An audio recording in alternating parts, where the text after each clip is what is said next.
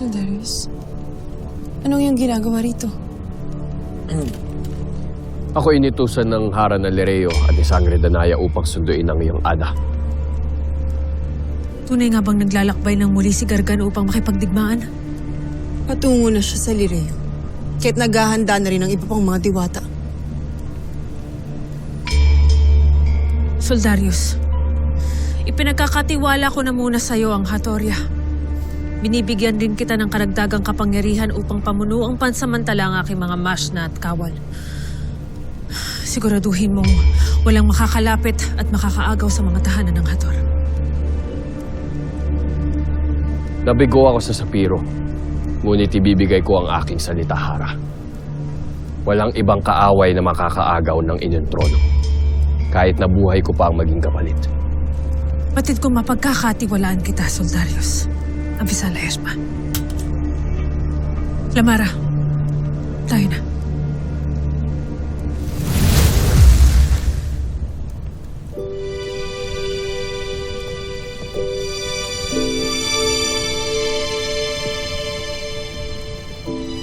Huwag ang iyong buhay ang iyong ipangako, Sir Darius.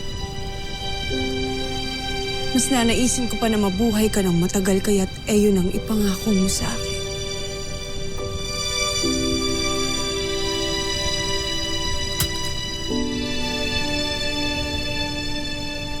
Masusunod, mahal na Sangre.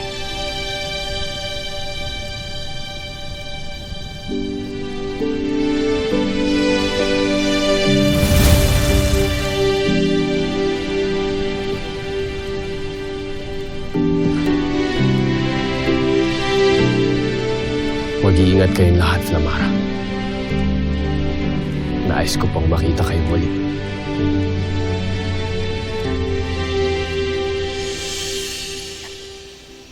Ako? Nais niyong isama sa inyong digmaan?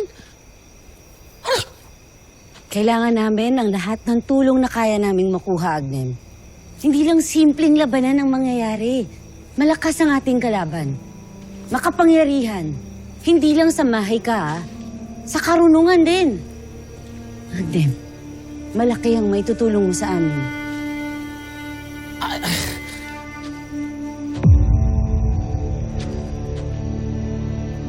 Nais man kitang tulungan, Lira, ngunit batid ninyo na kinasusuklaman ko ang digmaan at ang mga kagaya ko ay hindi sinilang dito sa mundong ito upang maghasik ng kaguluhan o pumigtas ng buhay. Kaya't paumanhin dahil hindi ko mapagbibigyan ng inyong kahilingan. Agnem, kung ikaw ang humiling sa akin ito, gagawin ko para sa'yo.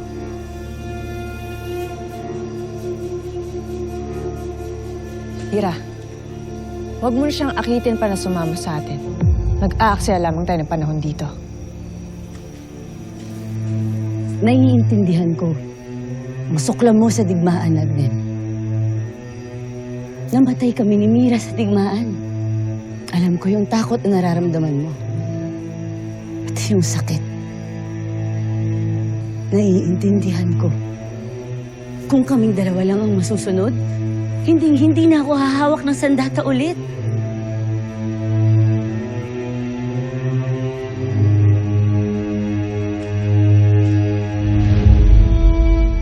Pero kung hindi tayo lalaban, sino ang pipigil sa mga susunod na papaslang?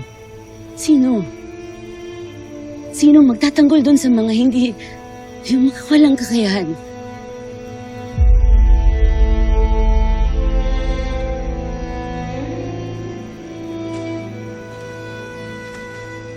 Ira, halika na. Nangangamba ko na baka wala na tayong maabutan.